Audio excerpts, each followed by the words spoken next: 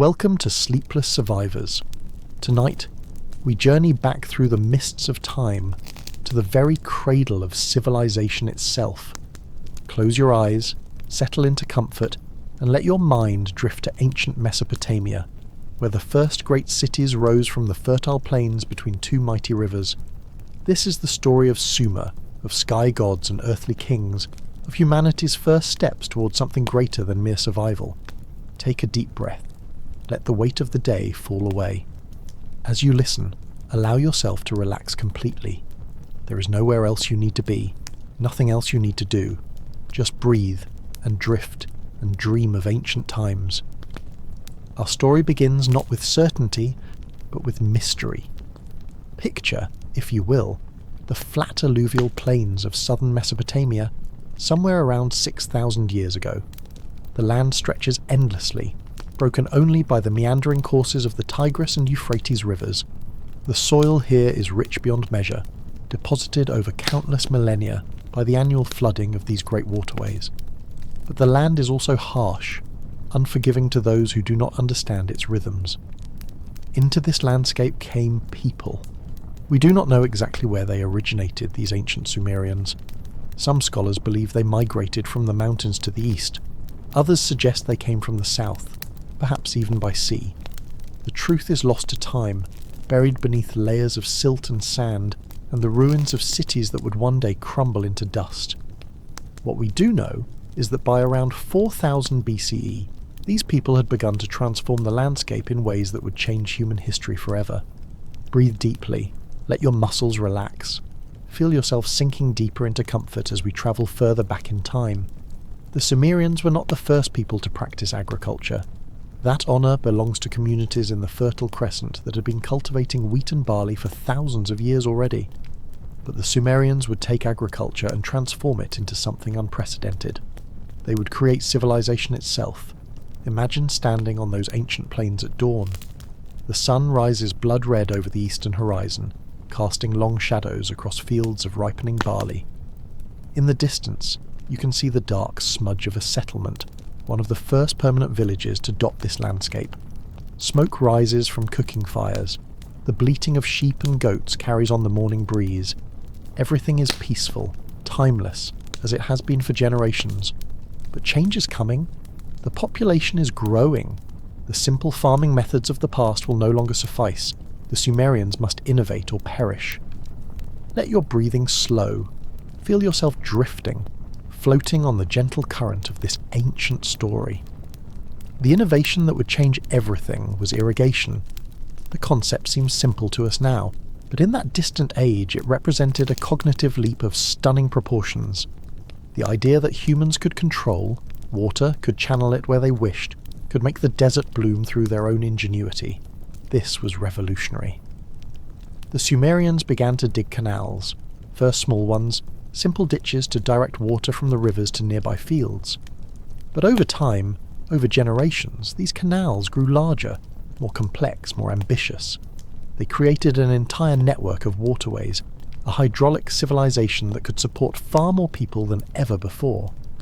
Where once a few hundred might scrape out an existence, now thousands could thrive. But irrigation brought new challenges. Water is life, but it is also power. Those who controlled the canals controlled the water, and those who controlled the water controlled survival itself. This required organization, administration, hierarchy. It required, in short, government. Feel yourself sinking deeper now, deeper into relaxation, deeper into the ancient past. Around 3500 BCE, something remarkable began to happen across southern Mesopotamia. Small villages began to grow into towns, towns began to grow into cities, and these cities were unlike anything the world had ever seen.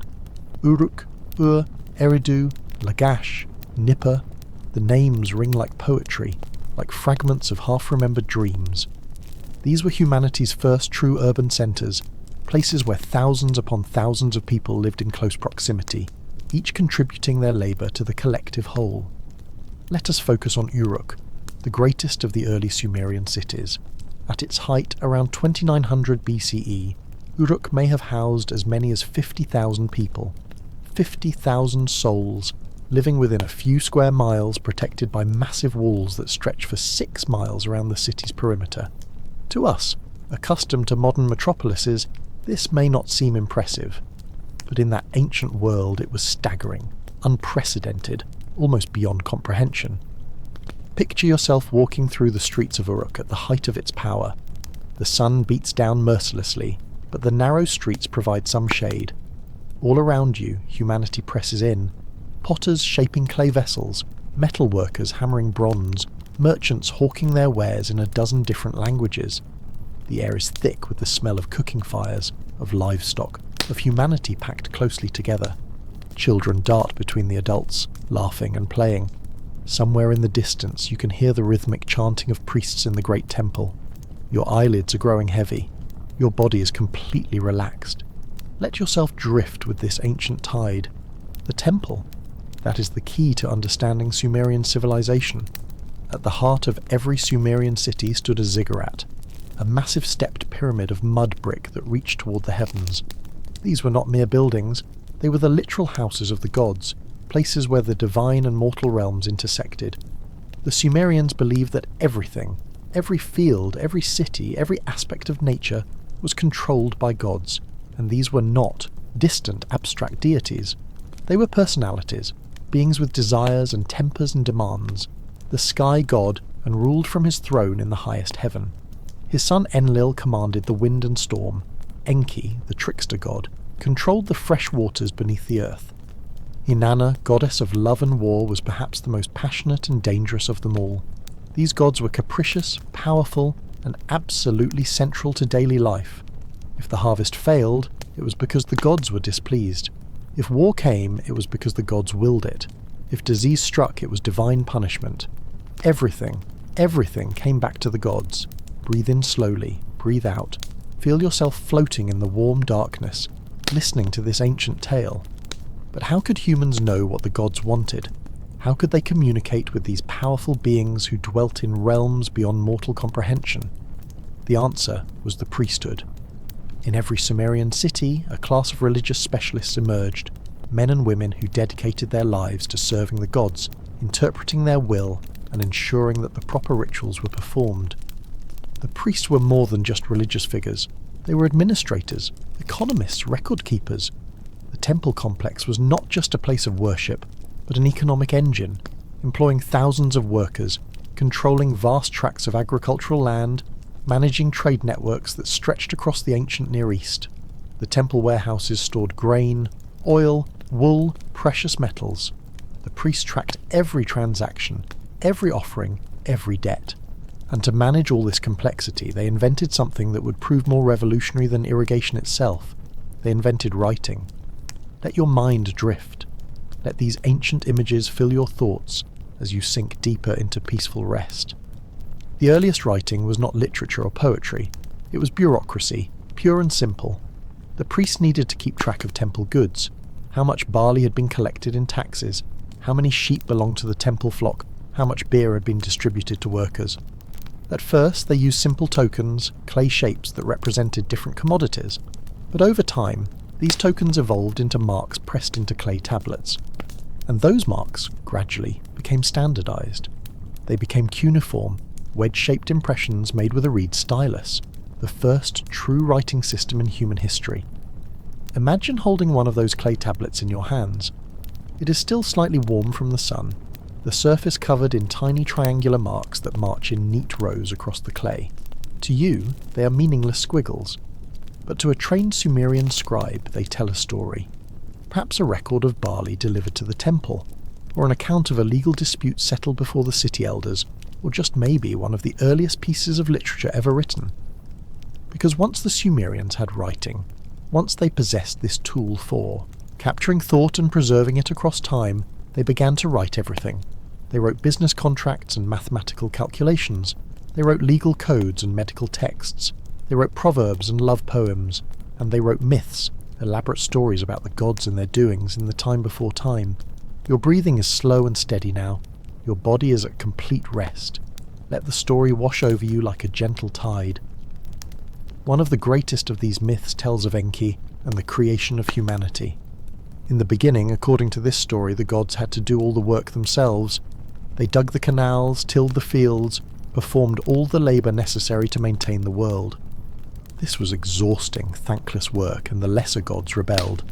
They went on strike, refusing to work any longer. The great gods met in council, debating what to do.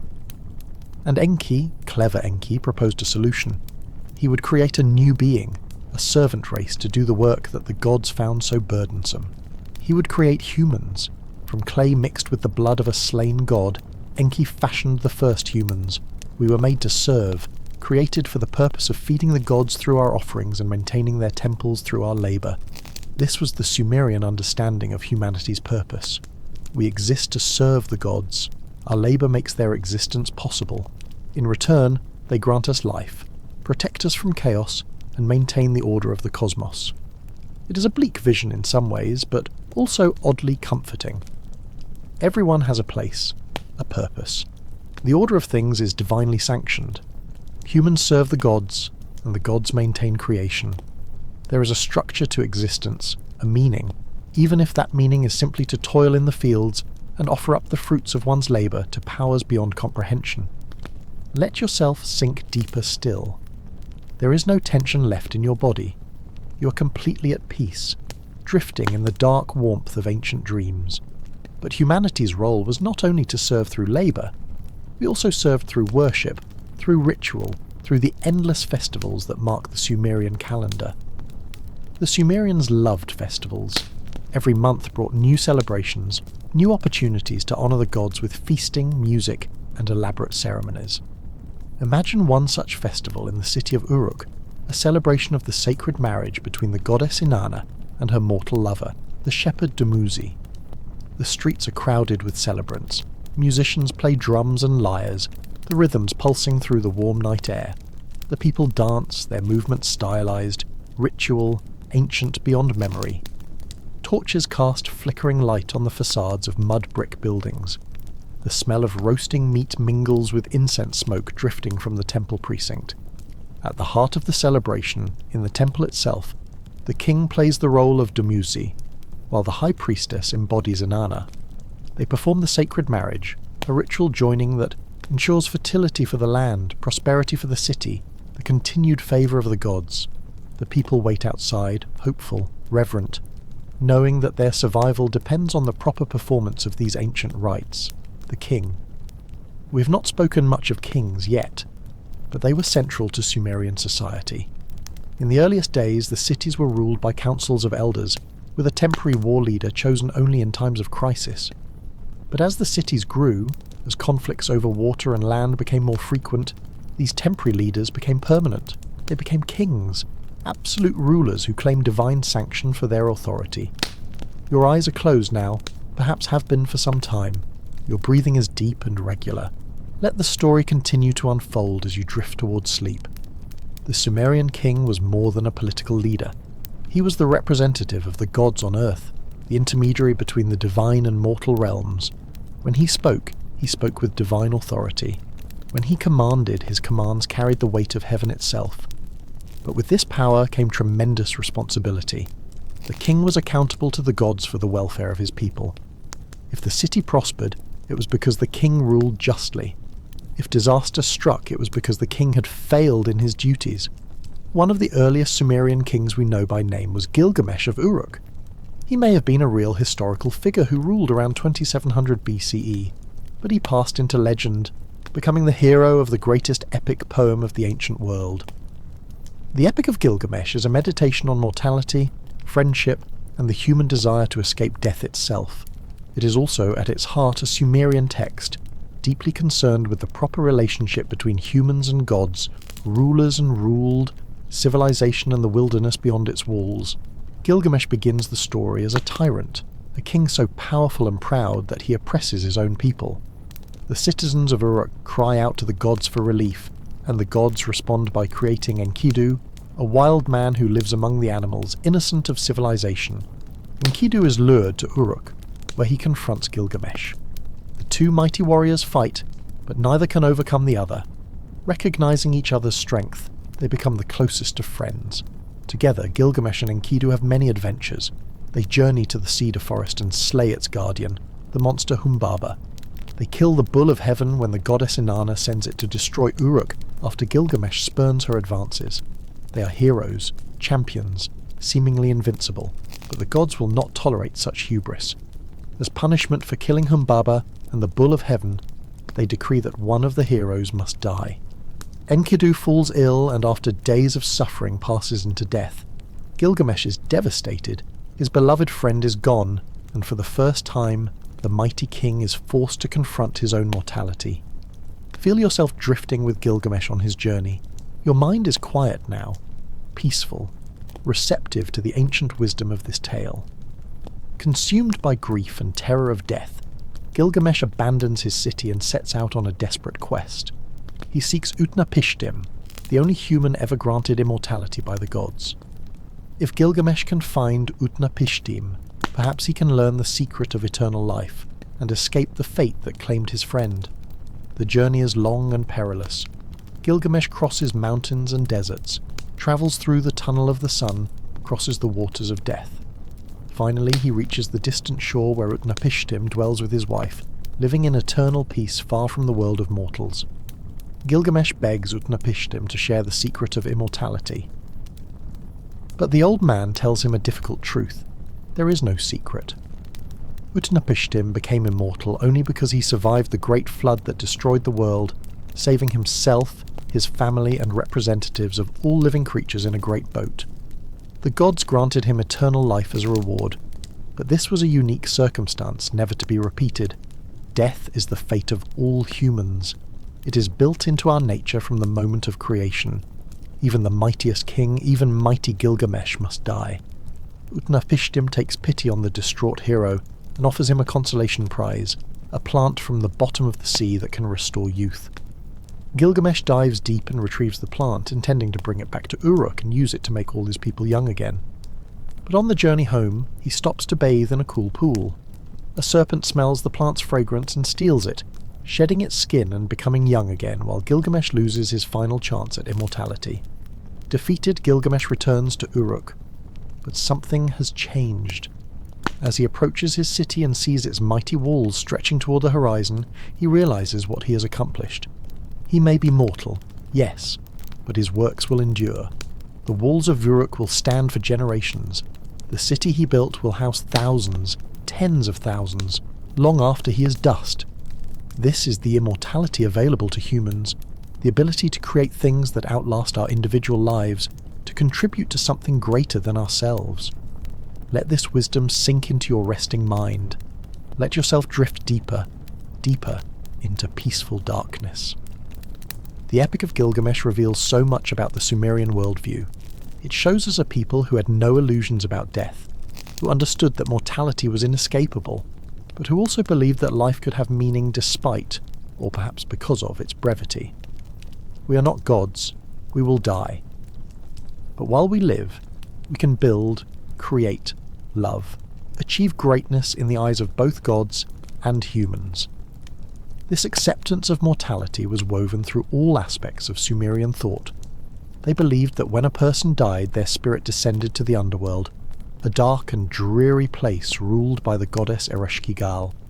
There was no heaven for the righteous, no hell for the wicked. All souls, regardless of their deeds in life, ended up in the same gloomy realm, eating dust and clay, forever separated from the light of the sun and the company of the gods. This might seem depressing, but the Sumerians turned it into a call to live fully while alive. They valued pleasure, celebration, the good things of life. They drank beer, lots of beer, which they considered a divine gift and a mark of civilization itself. They enjoyed music and dancing, feasting and lovemaking. They understood that life was short and often hard, so when joy presented itself, it should be seized with both hands. Your body is completely relaxed now, every muscle loose and calm. Let your mind wander through the streets of ancient Sumer as you drift towards sleep.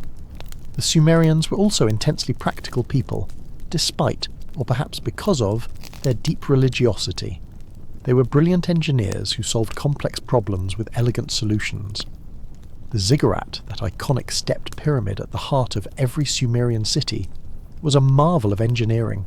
Built entirely of mud brick in a land that had almost no stone, these structures could rise over 100 feet into the air, their ramps and terraces oriented to the cardinal directions with astronomical precision. Consider the labour required to build such a structure.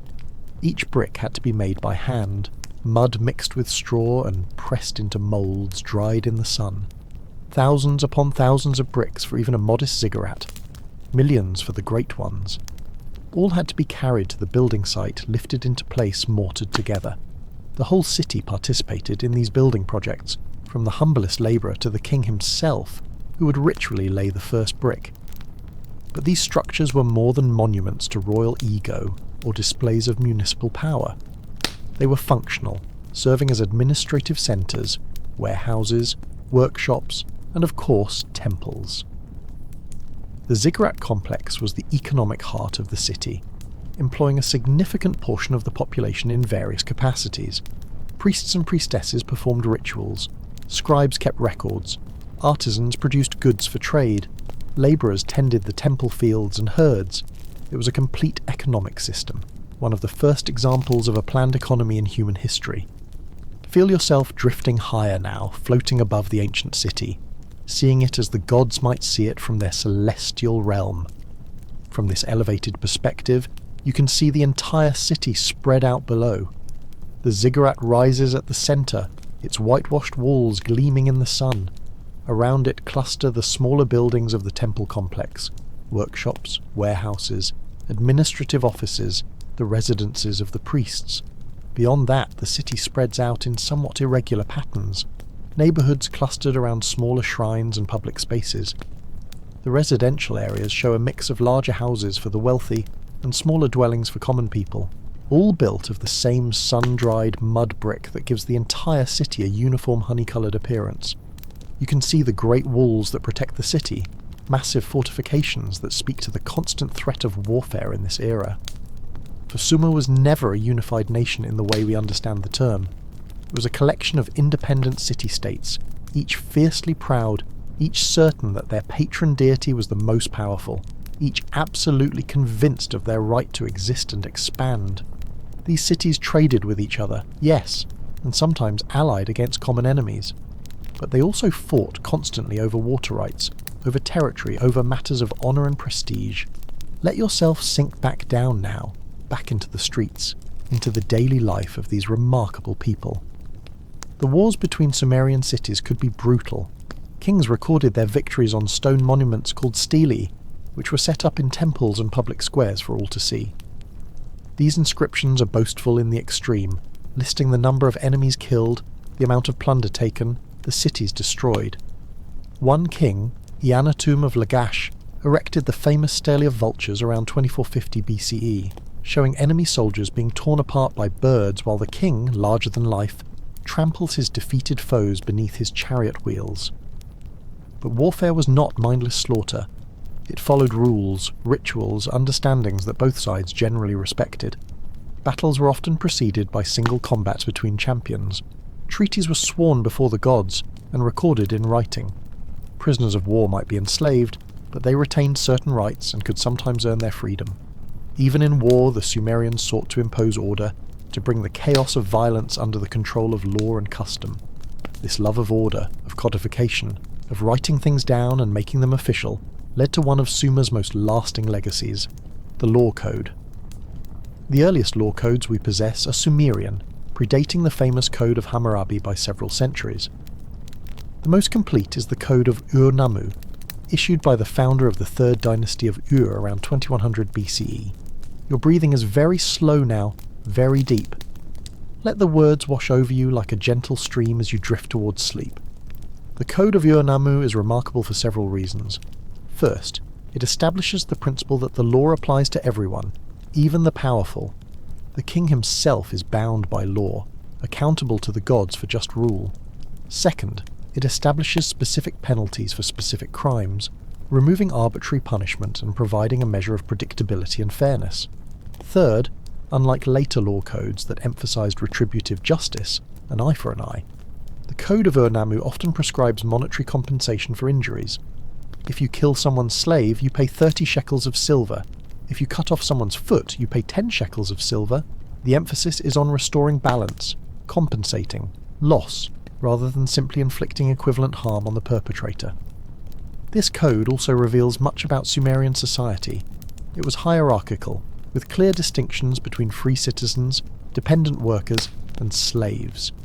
It was patriarchal, with men controlling most property and making most legal decisions, though women did possess certain rights and could own property, conduct business, and even serve as priestesses or even, rarely, as rulers. It was a society that valued stability, order, and the proper performance of social roles. Everyone had their place, and society functioned best when everyone stayed in that place and fulfilled their obligations. Let your mind drift to the marketplace now, the beating heart of Sumerian commercial life. You can almost hear the cacophony of voices, the bargaining and bartering, the exotic languages of foreign merchants. The Sumerians were enthusiastic traders. They had to be. Mesopotamia was blessed with fertile soil and abundant water, but it lacked almost everything else. There was no stone for building, no metal for tools and weapons, no timber for construction or shipbuilding. All these essentials had to be imported, traded for the grain, wool, and finished goods that Sumer produced in abundance. Trade networks stretched in all directions. To the northeast, through the Zagros Mountains, caravans brought obsidian and lapis lazuli from Afghanistan, metals from Anatolia.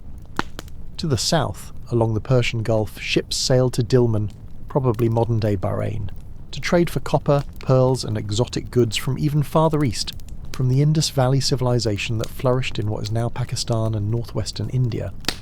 To the west, routes led to the Levant and eventually to Egypt, exchanging goods and ideas across vast distances. These trade networks did more than just move commodities.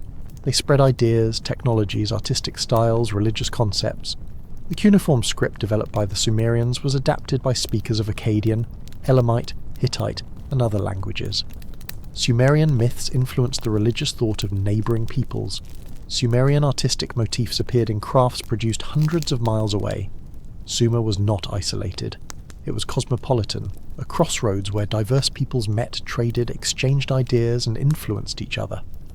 Feel yourself drifting on these ancient trade routes, floating like dust on the wind, carried across deserts and mountains by merchants long dead. But no civilization lasts forever. By 2000 BCE, Sumerian political power was waning. The Akkadians, a Semitic-speaking people from northern Mesopotamia, had conquered the Sumerian cities centuries earlier under their king Sargon the Great, creating the world's first empire. Though the Akkadian Empire had fallen, the centre of power had permanently shifted northward. The Sumerian language gradually ceased to be spoken, surviving only as a liturgical language used in religious rituals, much as Latin would survive in medieval Europe, yet the Sumerian legacy endured. The cities continued even under foreign rule. The temples still stood. The cuneiform script continued to be used for thousands of years. The myths and legends were copied and recopied by generations of scribes. The legal concepts, the mathematical innovations, the astronomical observations, all of this was preserved, studied, built upon by successor civilizations. When the Babylonians rose to power in Mesopotamia, they looked back to Sumer as the source of civilization itself. They studied Sumerian literature, preserved Sumerian religious texts, claimed continuity with the ancient Sumerian past.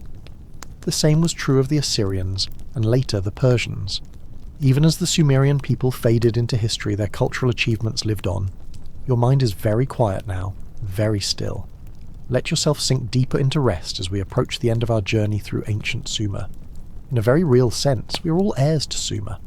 The 60-second minute, the 60-minute hour, the 360-degree circle, these come from Sumerian mathematics. The zodiac, the division of the sky into 12 sections, each associated with particular constellations, this is Sumerian. The idea of written law codes, of schools and formal education, of cities as centres of civilization, all of this has its roots in Sumer. Even our stories, our myths, carry echoes of Sumerian thought. The biblical story of Noah's Ark is remarkably similar to the Sumerian flood story preserved in the Epic of Gilgamesh, written down 1,000 years before the earliest biblical texts. The idea of a paradise garden, of humanity's special creation, of divine beings taking human form, all of these have parallels in Sumerian mythology. We cannot say that these ideas originated in Sumer, but we can say that Sumer preserved them, wrote them down, passed them along to later cultures. What would the Sumerians think if they could see the modern world? They would certainly be amazed by our technology, our vast cities, our ability to communicate instantly across thousands of miles. But would they find our world entirely alien? Perhaps not. They too lived in cities after all. They too dealt with bureaucracy, with complex economic systems, with the challenges of managing thousands of people living in close proximity. They too wondered about the meaning of life, the purpose of existence, the nature of the divine. In some ways, we are not so different from these ancient people who lived and died 6,000 years ago. We still wonder about the same fundamental questions. We still struggle with mortality. We still try to create things that will outlast us, to build something that matters. We are their heirs, carrying forward the torch of civilization that they first lit on the plains of ancient Mesopotamia. Let yourself drift now. Drift on the gentle current of history, back through the millennia, from the modern world to the ancient past and back again. Picture yourself one last time walking through the streets of Uruk at sunset. The day's heat is fading, replaced by the cool of evening. The streets are less crowded now, most people having returned to their homes to prepare the evening meal. You can smell cooking fires, hear the laughter of children at play, the bleating of goats being herded through the narrow streets. You make your way to the ziggurat and climb its long ramps to the top. From this height you can see the entire city spread out below you, a human creation in the midst of the endless plain. Beyond the city walls, the fields stretch away in neat rectangular plots, crisscrossed by the irrigation canals that make all of this possible. In the far distance, you can just make out the dark line where the Euphrates flows, the river that is the source of all life in this land. The sun is setting now, painting the sky in shades of orange and purple and deep blue. The first stars begin to appear, those eternal lights that the Sumerians believed were the writing of the gods, messages from heaven that could be read by those with the wisdom to interpret them. You're alone on top of the ziggurat, alone with the wind and the sky and the darkening world below. This is the house of the gods, the place where earth meets heaven. Standing here, you can almost understand the Sumerian worldview, the sense that the divine is all around, present in every aspect of existence, watching, judging, guiding the course of human affairs. But you're also aware of something else, the incredible achievement represented by this city below you.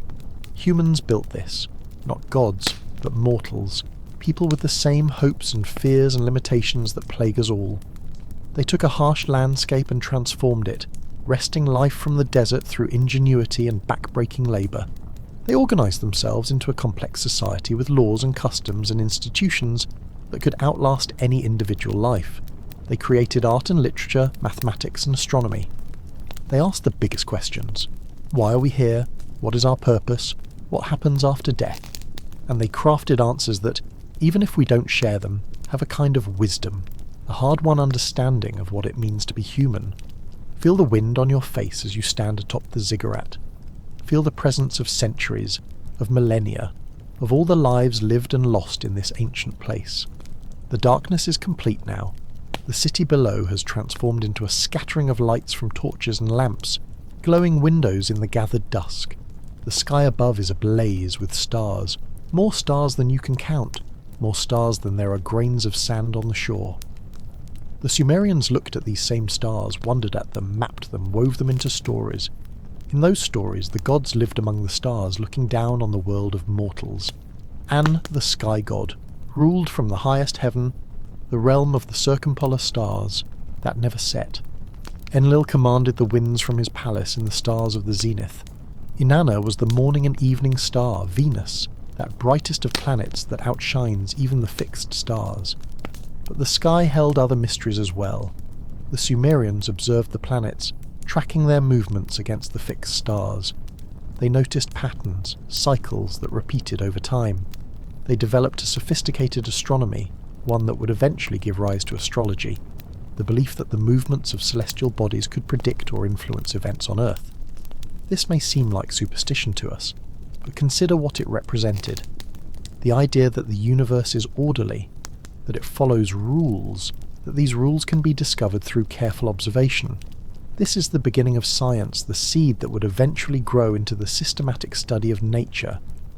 The Sumerians looked at the chaos of the world and insisted that underneath the apparent randomness there was order, pattern, meaning. Your breathing is so slow now, so peaceful. Let yourself sink into the warm darkness, cradled by the weight of history. The priests who studied the stars also studied the earth. They kept meticulous records of weather patterns, of the timing of the river floods, of the agricultural cycle. They developed a lunar calendar, tracking the phases of the moon to mark the passage of time. They noticed that 12 lunar months didn't quite equal a solar year, so they added an extra month periodically to keep the calendar aligned with the seasons. This was practical knowledge, essential for agriculture, but it was also something more, a deep curiosity about how the world works, a desire to understand the underlying patterns of existence. This same curiosity led them to develop mathematics. The Sumerians used a base 60 number system, which seems strange to us with our base 10 system, but it has certain advantages. 60 is divisible by many numbers: 2, 3, 4, 5, 6, 10, 12, 15, 20, 30, making calculations easier. This is why we still use base 60 for measuring time and angles. The Sumerians could add, subtract, multiply and divide. They understood fractions and could solve complex problems involving areas and volumes. They used mathematics in practical ways, surveying fields, calculating taxes, planning buildings. But some of their mathematical tablets suggest they also studied math for its own sake, exploring number relationships and geometric patterns simply because they found them interesting. Feel yourself drifting through the ancient schools where young scribes learned these skills, the clay tablets before them, the reed stylus in their hands, the patient teacher correcting their mistakes. Becoming a scribe was a path to prestige and security in Sumerian society. Literacy was rare, a specialized skill that required years of training. Boys, and it was almost always boys, would enter scribal school around age 7 or 8. For the next 10 to 12 years, they would spend long hours copying texts, memorizing word lists, practicing their cuneiform until they could write quickly and accurately. It was not easy. The school tablets that survive show us the struggles of these young students, the mistakes they made, the corrections of their teachers. Sometimes we even find tablets where students complained about their lot, the hard benches, the strict masters, the endless repetition. But those who succeeded had careers open to them that were closed to the illiterate. They could become temple administrators, royal officials, merchants, teachers themselves. Knowledge was power in ancient Sumer, just as it is today. The texts these scribes copied included all the accumulated wisdom of their civilization. There were word lists and grammatical texts for learning the languages. There were mathematical tables and problem sets. There were legal documents and administrative records. There were medical texts describing diseases and treatments. There were astronomical observations and astrological omens. There were myths and epics, hymns and prayers, proverbs and love songs. Let these ancient voices speak to you now across the millennia. Let their words, their thoughts, their dreams fill your mind as you drift towards sleep. Listen to a Sumerian proverb. A loving heart maintains a family. A hateful heart destroys a family. Simple wisdom, but profound. The Sumerians valued family deeply, understanding that it was the foundation of social order. Extended families lived together in large household compounds, multiple generations under one roof. Respect for parents and ancestors was paramount. Children were seen as blessings from the gods, especially sons who would carry on the family name and make offerings to their parents' spirits after death. Listen to a Sumerian love song. Bridegroom, dear to my heart, goodly is your beauty, honey sweet. You have captivated me. Let me stand trembling before you. I would be taken by you to the bedchamber. These are not the words of a society that was prudish or oppressed. The Sumerians celebrated physical love, seeing it as a gift of the gods, particularly of Inanna, goddess of love and desire. Listen to a Sumerian lament, a mourning song for a destroyed city. In Ur, no one moves about. The city is destroyed, its people are scattered, the evil one has come upon it. These are the words of a people who knew tragedy, who had experienced the destruction of everything they held dear. War, famine, disease. All of these were regular visitors to ancient Mesopotamia. Yet the Sumerians endured, rebuilt, carried on. They mourned their losses, but they did not give up. Your mind is filled with these ancient voices now, a chorus of the dead speaking across vast stretches of time. Let them sing you to sleep, their words blending together into a gentle hum that fills the darkness, the dead. The Sumerians thought about death constantly, but they did not let it paralyze them with fear. They understood that death was natural, inevitable, a part of the order of things. What terrified them was not death itself, but the possibility of being forgotten, of having no one to make offerings at their grave, of their name disappearing from memory. This is why they built so grandly, why they recorded their deeds on stone and clay, why they created works of art and literature. They were fighting against oblivion, trying to ensure that something of themselves would survive their death, and in a sense they succeeded. We remember them. We speak their names, Gilgamesh, Urnamu, and Hedwana. We study their writings, admire their art, marvel at their achievements, in Hedwana. We have not spoken of her yet, but she deserves mention. She was a priestess, poet, and the daughter of Sargon of Akkad. Living around 2300 BCE, she is the first author in human history whose name we know with certainty. Before Enheduanna, texts were anonymous, the product of scribal tradition rather than individual creativity. But Enheduanna signed her work, claiming authorship of a series of hymns to the goddess Inanna. Her poetry is powerful, personal, passionate. She writes of her relationship with the goddess, of her own trials and triumphs, of her exile and eventual restoration to her position as high priestess. She's a voice speaking to us across 43 centuries, reminding us that the ancients were individuals, people with inner lives as complex as our own. Feel yourself drifting deeper now, deeper into the past, deeper into sleep. The voices are growing fainter, more distant, blending into the sound of wind across empty plains. Imagine the end of a Sumerian city, not through sudden catastrophe, but through slow decline. The canals are not maintained as carefully as before. Silt builds up, reducing the flow of water. The irrigation system begins to fail. Salt accumulates in the soil, poisoning the fields. The harvests decline. The population shrinks as people move away in search of better land. The temples fall into disrepair. The ziggurat crumbles. Mud brick returning to mud. The houses collapse. Sand begins to accumulate in the streets. The desert reclaims what humans briefly held. Centuries pass. Millennia. The city becomes a mound in the desert, a tell, its shape still hinting at the streets and buildings buried beneath. Shepherds graze their flocks on its slopes, unaware that they walk on the ruins of civilization itself. The memory fades, the very name is forgotten. Until one day, archaeologists arrive with their tools and their questions. They dig into the tell, cutting through layers of sand and debris, and there, impossibly preserved in the dry climate, they find clay tablets covered in cuneiform. They find cylinder seals with intricate carvings. They find jewellery, weapons, pottery, the detritus of daily life from 6,000 years ago. And slowly, painstakingly, they begin to reconstruct the story of this lost civilization. The work continues today. Teams of scholars labour to translate the tens of thousands of clay tablets that have been recovered. Each one adds a bit more detail to our picture of Sumerian life. We learn about a lawsuit over a palm tree. We read a schoolboy's letter to his mother asking for new clothes. We puzzle over medical prescriptions and magical incantations. We decipher administrative records documenting the daily rations given to temple workers. Piece by piece, the Sumerians come back to life, not as vague, generalized ancient people, but as individuals with names and families, hopes and disappointments, successes and failures.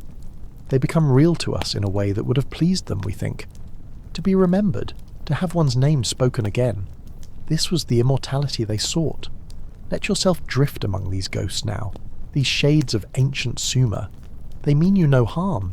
They are simply going about their daily lives, as they have always done, forever trapped in that moment between past and present, between history and myth.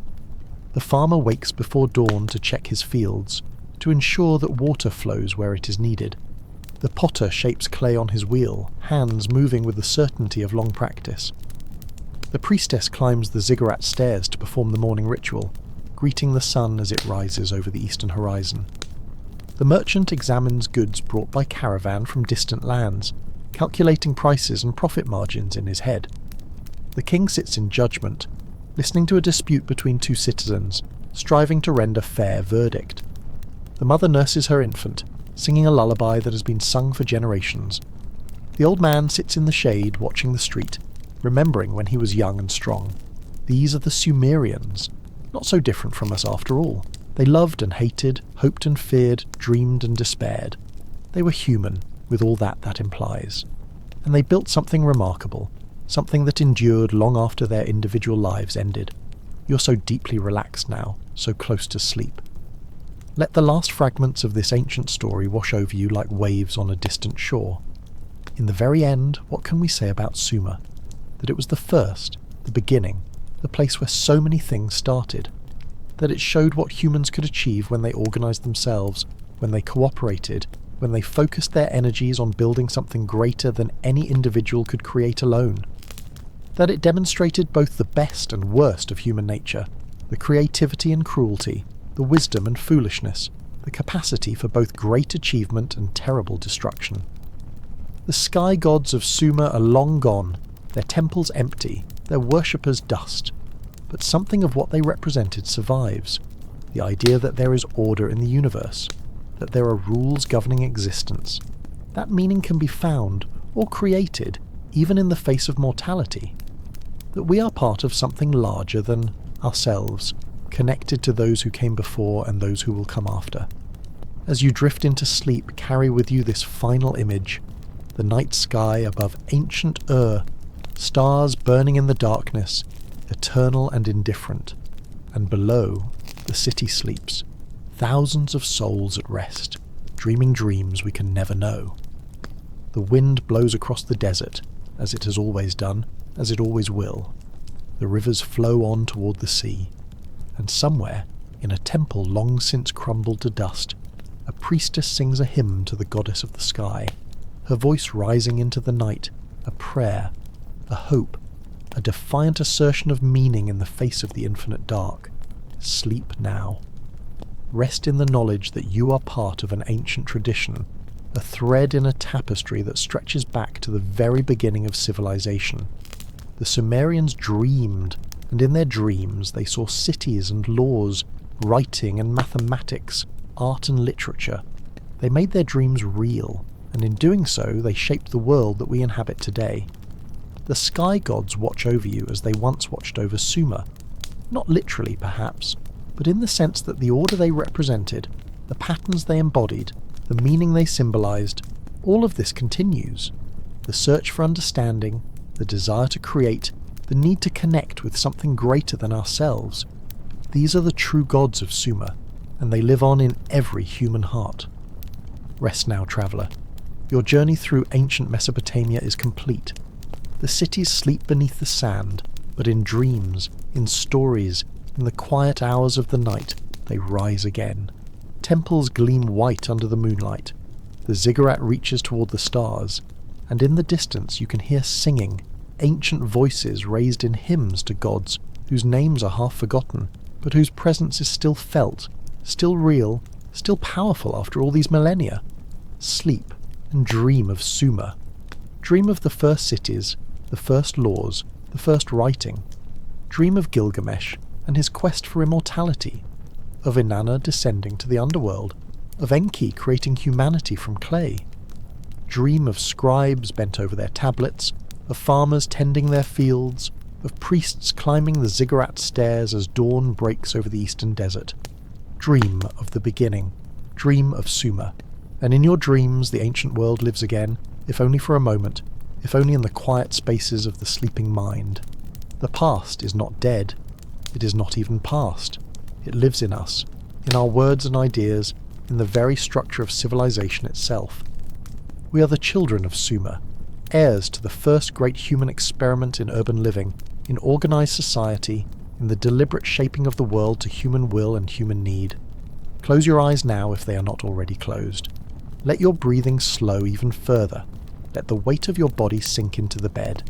There is nothing to do, nowhere to be, no thoughts that need thinking. Just rest. Just sleep. Just drift on the gentle current of time that flows from the ancient past into the eternal present.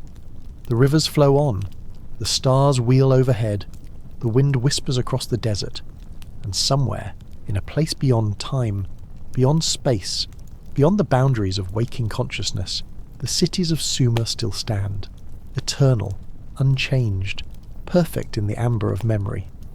Let us go deeper now, deeper into the mysteries of ancient Sumer.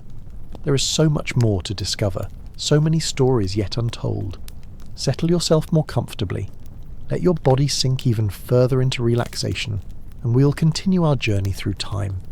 We have spoken of the great cities, of Uruk and Ur, but there were others, each with its own character, its own patron deity, its own story to tell. Let us visit them now, one by one, wandering like a traveller of old from city to city across the Sumerian plain. First, there is Eridu, perhaps the oldest of all Sumerian cities. The Sumerians themselves believed Eridu was the first city ever built, the place where kingship descended from heaven at the very beginning of time. Archaeological evidence suggests they may not have been far wrong.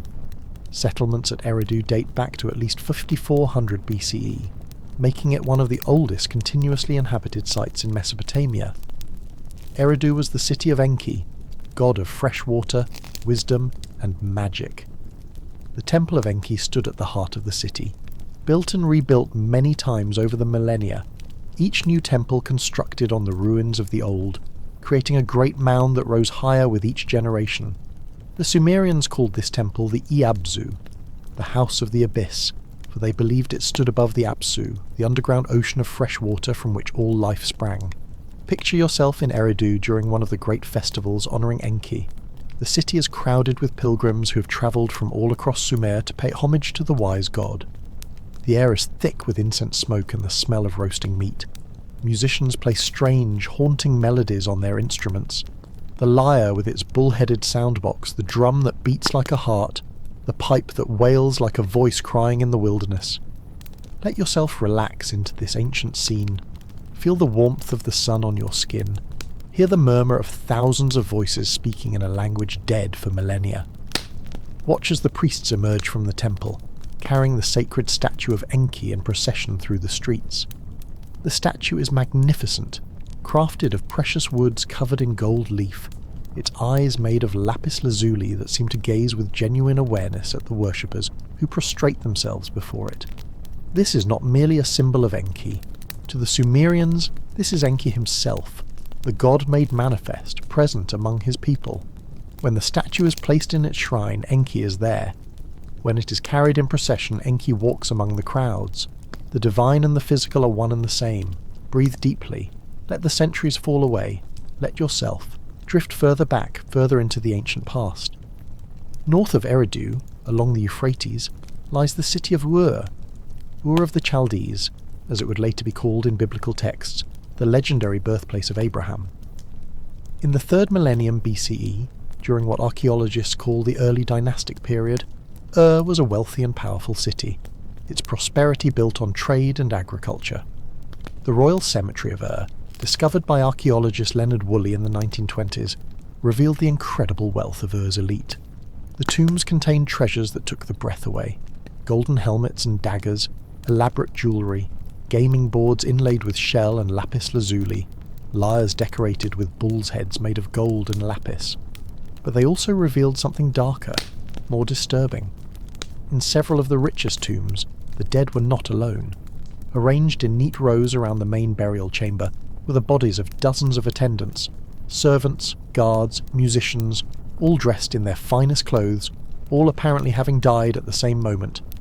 Evidence suggests they drank poison, willingly following their master or mistress into death.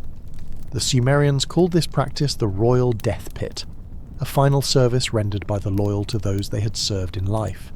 It is a chilling reminder that Sumerian civilization, for all its achievements, was built on a foundation of extreme social hierarchy and inequality. The lives of the poor were expendable, their labour exploited, their deaths mourned by no one. Only the elite left their names in history. The vast majority of Sumerians, the farmers and labourers, the servants and slaves, remain anonymous, their individual stories lost forever, yet even they had lives that mattered. loves and losses, joys and sorrows. Close your eyes and imagine one such person, a young woman perhaps, a weaver in the temple workshop at Ur. She wakes before dawn in the small room she shares with 3 other women. The air is cold, and she wraps her thin shawl more tightly around her shoulders as she makes her way to the temple complex. Her name, let us call her Ninbara, Lady of the Outside, was Sem, will never appear on any monument or tablet. She owns nothing of value. She cannot read or write. To the great kings and priests of Ur, she is essentially invisible. Just one more pair of hands to work the looms, to produce the fine textiles that are one of Sumer's most valuable trade goods. But Ninbara has a rich inner life. She thinks about the young man she saw in the marketplace, the way he smiled at her. She wonders if he might speak to her father, ask permission to court her. She worries about her younger brother, who has been coughing for weeks now. She remembers her mother, dead these 3 years, and feels the ache of a loss. She finds joy in small things, the taste of fresh bread, the laughter of children playing in the street, the satisfaction of creating something beautiful with her skilled hands. Let yourself drift into Ninbara's life now. Feel the rhythm of her days, the endless routine of work and rest, work and rest. The clacking of the loom becomes a meditation, the shuttle flying back and forth, the threads building slowly into cloth. Her thoughts wander as her hands work. She thinks about the gods, wonders if they truly exist, if they care about someone as insignificant as herself. She thinks about death, about the dark underworld where all souls go, and she shivers despite the warmth of the workroom. Your breathing is so slow now, so peaceful. Let Ninbara's story merge with your own descent into sleep. The seasons change. Summer comes, bringing heat so intense that work must stop in the middle of the day. The workers retreat to whatever shade they can find, too exhausted even to talk. Ninbara dreams of the river, of the cooling touch of water on her skin. But she cannot leave her work. The textile quota must be met. The temple depends on it. The gods depend on it. Autumn arrives, bringing relief from the heat. The harvest is good this year, and there is celebration in the streets. Extra rations of beer are distributed to the temple workers. Ninbara drinks hers slowly, savouring the bitter taste, feeling the pleasant fog that settles over her thoughts. For a few hours she can forget about work, about the endless repetition of her days, about the future that stretches before her, unchanging, until death finally releases her. Winter brings cold and rain. The roof of the workers' quarters leaks, and Ninbara lies awake at night listening to the drip, drip, drip of water falling into clay bowls placed strategically around the room. Her brother's cough worsens. She can hear him struggling to breathe in the darkness. She prays to Ninlil, goddess of healing, promising offerings she cannot afford if only the goddess will spare her brother. But the gods are distant, and perhaps they do not hear the prayers of the poor. Spring comes again. The fields turn green. The air smells of growing things. But Ninbara's brother is dead, buried in a simple grave at the edge of the city. She weeps as she works, tears falling on the cloth growing beneath her hands. No one comments. Everyone here has lost someone. Death is as common as life. And then, unexpectedly, joy. The young man from the marketplace has spoken to her father. Arrangements are being made. Ninbara will be married before the year is out. She will leave the temple workshop, move to her husband's house, perhaps bear children of her own. The thought terrifies and thrills her in equal measure. Her life is changing. The endless sameness is breaking. Something new is beginning. Drift with Ninbara as she contemplates her future. Feel her hopes and fears. She's not so different from anyone else in any time, facing the unknown with courage and uncertainty mingled together. But we must leave Ninbara to her fate and continue our journey through Sumer.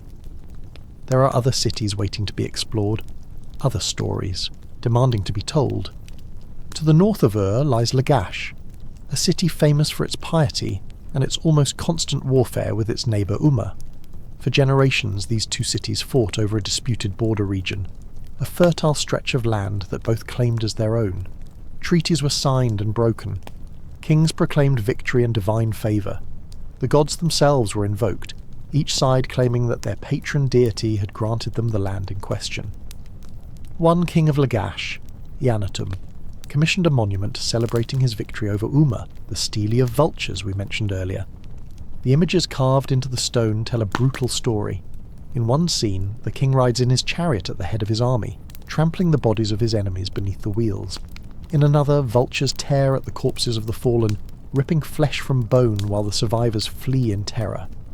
And in a third, the god Ningirsu, patron of Lagash, holds the enemy soldiers in a giant net, preparing to smash them with his mace. This is warfare as the Sumerians knew it. Brutal, decisive, sanctioned by the gods themselves. There was no Geneva Convention, no rules of engagement beyond those imposed by practical necessity and religious custom. The defeated could expect no mercy. Their city might be destroyed, its walls torn down, its temples desecrated.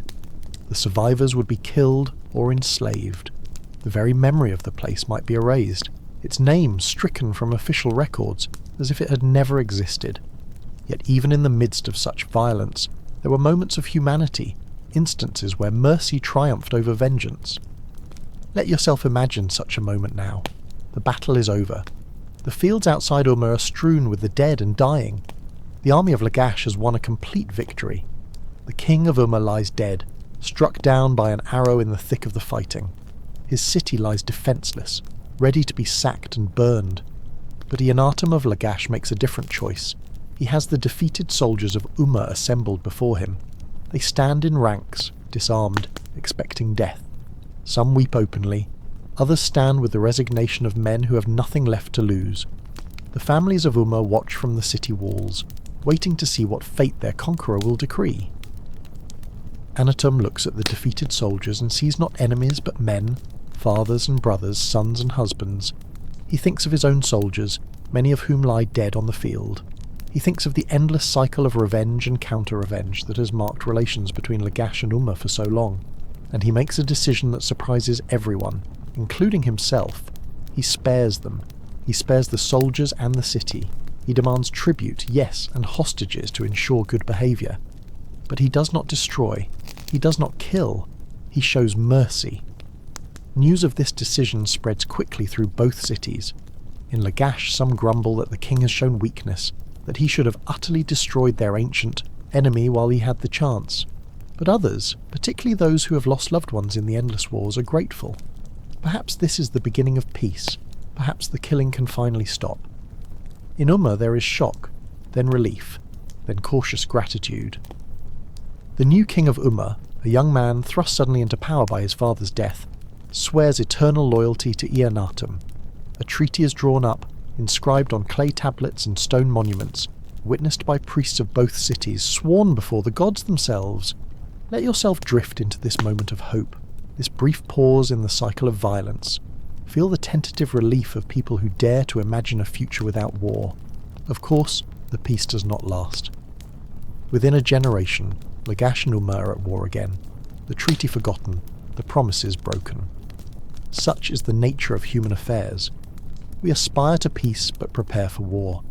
We dream of cooperation but fall back on competition. We are capable of both great nobility and terrible cruelty, often in the same breath. Your body is completely relaxed now. Every muscle is loose and calm. Let your mind wander through these ancient cities as we continue our journey. Northeast of Lagash lies Nippur, the religious centre of Sumer. Nippur was never a powerful city politically. It rarely had a king of its own, and was usually controlled by whichever city-state was dominant at the time. But in religious terms, Nippur was supreme. This was the city of Enlil, king of the gods, lord of the wind and storm. To control Nippur, to be recognised as a legitimate ruler by the priests of Enlil's temple, was essential for any king who wished to claim authority over more than his own city. The temple of Enlil at Nippur was called the Akur, mountain house, and it was the greatest shrine in all Sumer. Kings from every city sent offerings to Enlil, commissioned building projects at his temple, sought the blessing of his priests. To be crowned in the Akur was to receive divine sanction for one's rule. Without it, even the most powerful king was just a usurper, a tyrant with no legitimate claim to power. Imagine the scene when a new king comes to Nippur to receive Enlil's blessing. He arrives at the head of a great procession, soldiers, nobles, musicians, servants carrying gifts for the temple. The high priest of Enlil meets him at the temple gate. There is ceremony, ritual, words spoken in ancient formula that have been repeated for countless generations. The king is led into the temple, into the Holy of Holies where the statue of Enlil resides. He prostrates himself before the god, pressing his forehead to the floor in a gesture of absolute submission. The high priest speaks, supposedly channeling the voice of Enlil himself. You are the shepherd of the people. Rule them justly. Maintain the law. Care for the weak. Honour the gods. Do this, and you will prosper. Fail, and you will fall. The king rises, officially recognised now as the legitimate ruler. He makes offerings to the god, gold and silver, precious stones, fine cloth, animals for sacrifice. He commissions new building projects to expand the temple complex. He endows the temple with lands and workers. In return, he receives the support of the priesthood, their assurance that the gods favour his rule, their prayers for his success and long life. This is the bargain at the heart of Sumerian civilization. The king provides for the gods, and the gods legitimize the king's power. It is a symbiotic relationship, each side dependent on the other.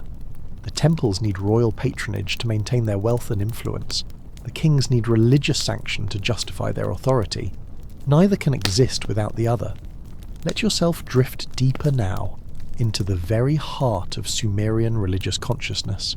Try to imagine what it must have been like to live in a world where the gods were not abstractions but concrete realities, where every aspect of existence was permeated with divine presence.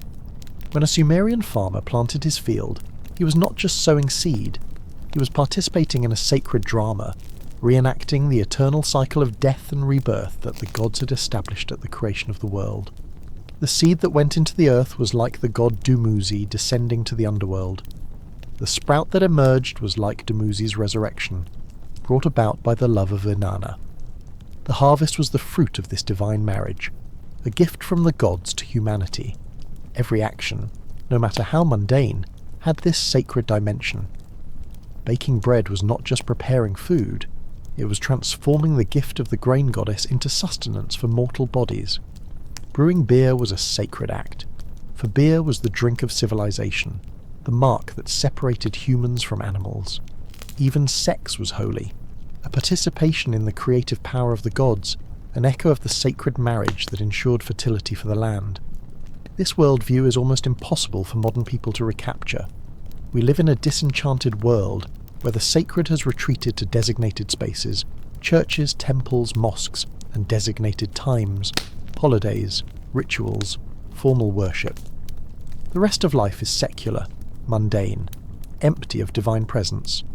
But for the Sumerians, the entire world was sacred, every moment pregnant with spiritual significance. Feel yourself sinking into this ancient understanding. Let the boundaries between sacred and profane dissolve. Let yourself experience reality as the Sumerians did, with the gods present in every breath, every heartbeat, every moment of existence. There is something both comforting and terrifying about this worldview. Comforting because nothing is random or meaningless. Everything happens for a reason. Everything is part of the divine plan. Terrifying because the gods are not always benevolent, not always kind. They have their own agendas, their own conflicts, their own moments of anger and vindictiveness. Humans are caught in the middle, trying, desperately to stay on the good side of powerful beings whose moods are unpredictable and whose demands are absolute. Consider the story of the flood, told in various Sumerian texts and later incorporated into the Epic of Gilgamesh. According to this tale, humanity had multiplied and spread across the earth. The noise of human activity disturbed the sleep of Enlil, the king of the gods. Irritated by the constant clamour, Enlil decided to destroy humanity entirely by sending a great flood to wipe them out. But Enki, the wise god of water, had compassion for humanity. He warned a man named Ziusudra, or Atrahasis, or Utnapishtim, the names vary by version, to build a great boat and fill it with his family and representatives of all living creatures. Ziusudra obeyed, and when the flood came, he and his passengers survived while the rest of humanity perished. The floodwaters covered the earth for 7 days and 7 nights. When they finally receded, Ziusudra emerged from his boat and made offerings to the gods. The gods, having calmed down and perhaps regretting their rash decision, smelled the sweet savour of the sacrifice. They realised they needed humanity. Without humans to make offerings, the gods would go hungry. So they blessed Ziusudra and granted him eternal life, but they also decreed that humanity would be allowed to continue, though in reduced numbers and with shorter lifespans than before. Let this story wash over you as you drift towards sleep. Feel the terror of the flood, the days and nights of rain, the world dissolving into chaos and water. Feel the relief of Ziusudra as the waters recede and dry land appears once more. Feel his gratitude to the gods who spared him, mixed with sorrow for all those who perished. This story reveals much about Sumerian theology. The gods are powerful, but not all-powerful. They can make mistakes, can regret their actions, can change their minds. They are in many ways like humans, emotional, impulsive, capable of both cruelty and kindness. This makes them relatable, but also unpredictable.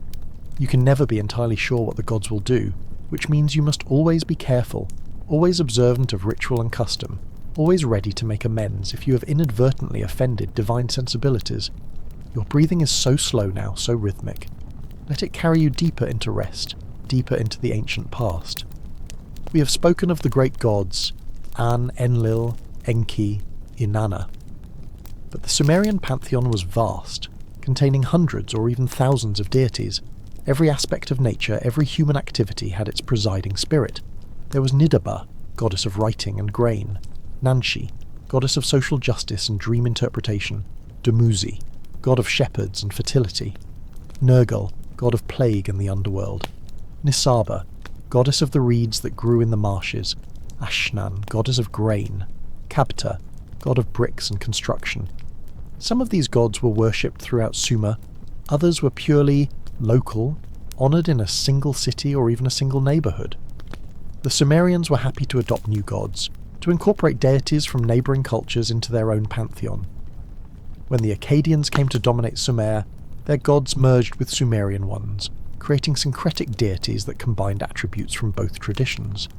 This religious flexibility might seem strange to people raised in monotheistic traditions, where there is only one true god, and all others are false. But for the Sumerians, more gods meant more protection, more avenues of appeal when things went wrong, more specialised expertise to call upon for specific problems. Why limit yourself to one deity when you could have dozens, each with their own powers and domains?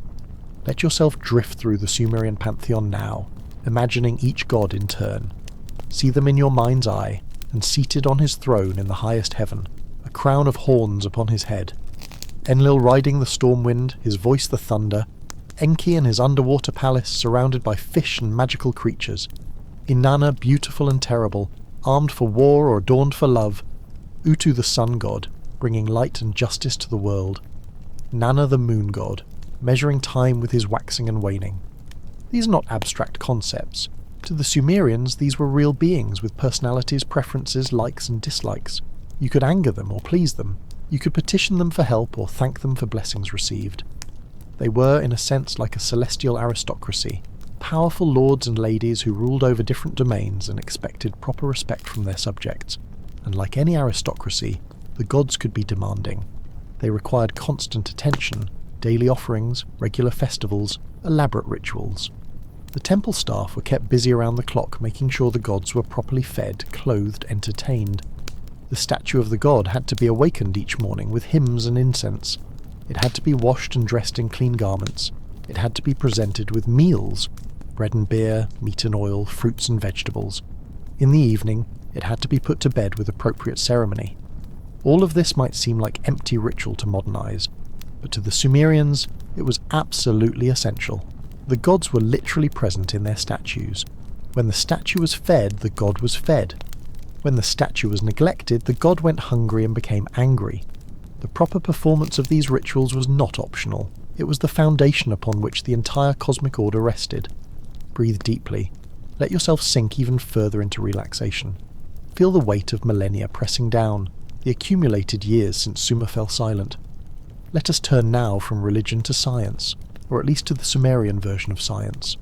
For the Sumerians were keen observers of nature, constantly trying to understand the patterns and regularities that governed the world around them.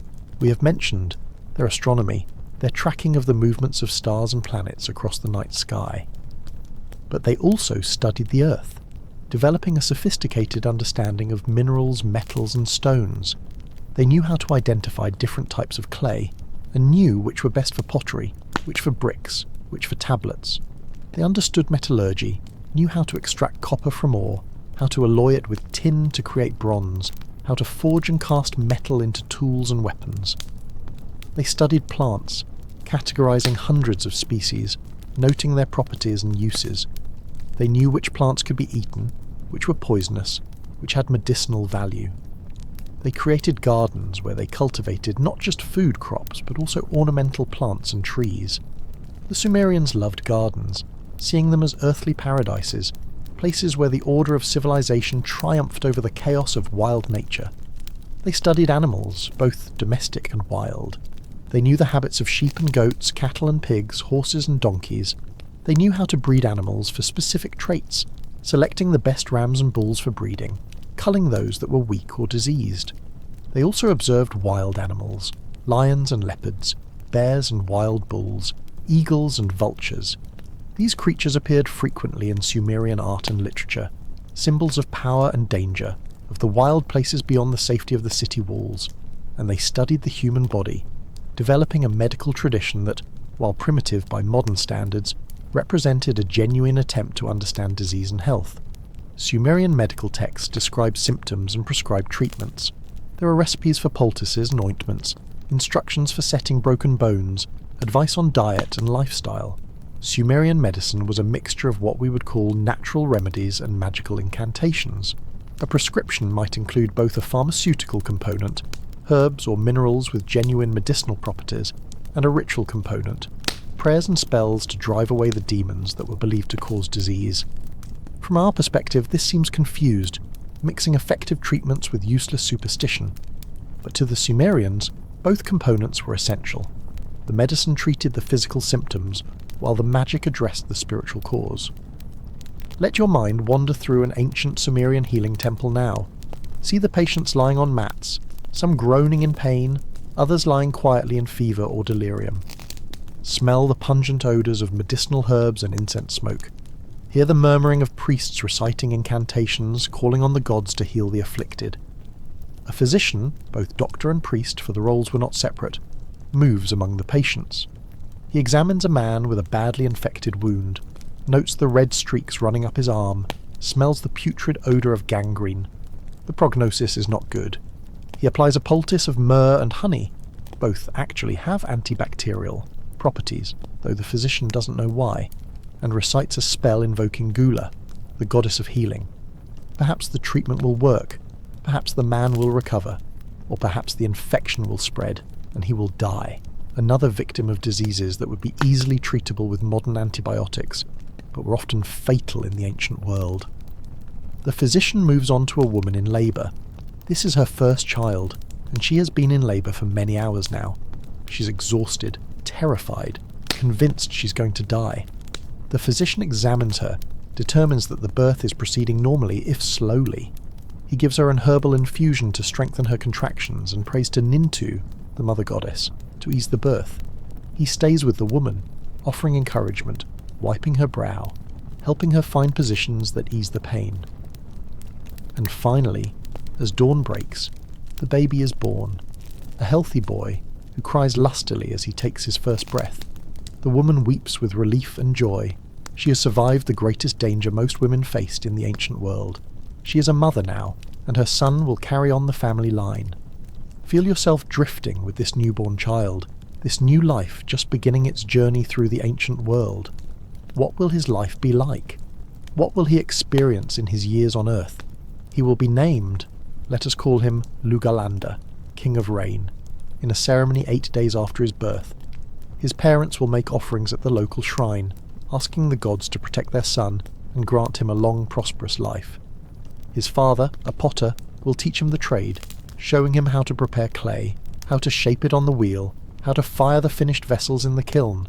He will learn to read and write, if his parents can afford to send him to school, not likely given their modest means, but perhaps an ambitious uncle will pay for his education, seeing promise in the boy. Lugalanda will grow up in the streets of Ur, playing with other children, getting into mischief.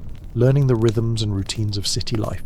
He will watch religious processions wind through the streets. He will see soldiers marching off to war and sometimes returning in triumph or defeat. He will experience feast and famine, health and sickness, joy and sorrow, the full range of human experience compressed into a few decades of life. When he is old enough, perhaps 16 or 17, he will marry. His parents will arrange the match with a suitable girl from another craftsman's family. There will be negotiations over the bride price, contracts drawn up and witnessed, a wedding feast that strains the family's resources, but must be done properly to avoid social embarrassment.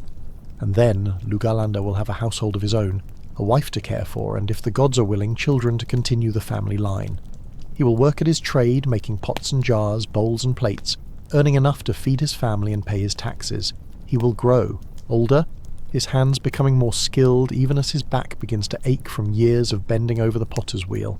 He will see his children grow and marry, will dandle grandchildren on his knee, will gradually withdraw from active work as younger men take over the strenuous labour. And finally, when his time comes, perhaps in his 50s or 60s, old age by the standards of the ancient world, he will die. His family will mourn him, will prepare his body for burial, will inter him in a simple grave with a few possessions to accompany him to the underworld. His name will be remembered for a generation or two, and then it will fade from living memory, as all names eventually do except those of the great kings and heroes. But Lugalanda's life mattered. He loved and was loved. He created things with his skilled hands. He contributed to his community, paid his taxes, honoured the gods, raised his children to be decent people. His life had meaning, even though history does not remember him, even though no monument marks his passing, even though his name is now lost forever except in this imagined story. Let yourself drift with Lugalanda into that final darkness. Feel the peace of a life completed, a journey finished. There is no fear now, only acceptance, the understanding that death comes to all, and that what matters is how we lived, not how long. Your eyes are closed, your body is at complete rest. Let the story continue to unfold as you drift deeper towards sleep. But we have spent long enough with ordinary people. Let us return to the great and powerful, to the kings and queens who shaped Sumerian history, whose names have come down to us across the millennia. We have mentioned Gilgamesh, the hero king of Uruk. We have spoken of Yanatum of Lagash and his wars with Umma, but there are others whose stories deserve to be told. There is Ur-Nammu, founder of the third dynasty of Ur around 2112 BCE. Ur-Nammu unified much of Sumer under his rule, creating an empire that would last for over a century. He was a great builder, commissioning ziggurats and temples throughout his realm. He was also a lawgiver, as we have mentioned. His law code is the oldest we have discovered, predating Hammurabi's more famous code by 3 centuries. But Ur-Nammu also met a tragic end. He died in battle against the Gutians, a people from the Zagros Mountains who had long raided Sumerian cities. His body was recovered from the battlefield and brought back to Ur for burial. The Sumerians mourned him deeply, seeing his death as a sign that the gods had withdrawn their favour. A long poetic lament was composed, describing Ur-Nammu's journey to the underworld, the gifts he brings to the gods and heroes who dwell there, his grief at being separated from his city and his people. Ur-Nammu's son Shulgi succeeded him and ruled for an astonishing 48 years. Shulgi was even more ambitious than his father. He claimed divine status, calling himself the god Shulgi, and having temples built in his honour. He reorganized the administration of the empire, creating a bureaucracy of stunning complexity that tracked every aspect of economic life. The archives of Shulgi's reign contain tens of thousands of tablets documenting tax collection, labour assignments, ration distributions, temple offerings, a complete record of a planned economy in operation. Shulgi also claimed to be a great athlete and scholar. Royal hymns describe him running from Nippur to Ur, a distance of over 100 miles, in a single day, returning in time to celebrate festivals in both cities. They praise his musical ability, his skill at writing, his wisdom and justice.